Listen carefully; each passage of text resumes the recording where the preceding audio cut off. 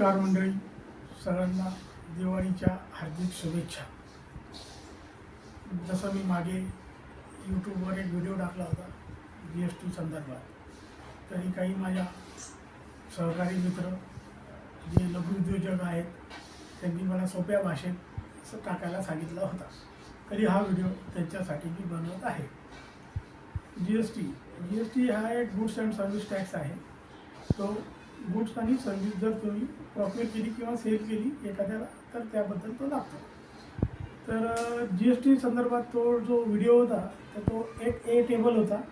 तो 8A table जो आहे तो परचेस बद्दल आणि डेबिट नोट आणि क्रेडिट नोट याच्या ज्या असतात, परचेस परत करणे, त्याचे काही सेल रेट क्रेडिट नोट आहे किंवा परचेसमध्ये काही फरक असेल तर त्याची डेबिट नोट येणे, तर या संदर्भात असतो.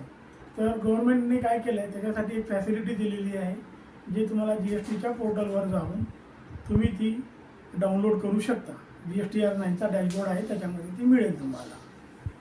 ओके, धन्यवाद.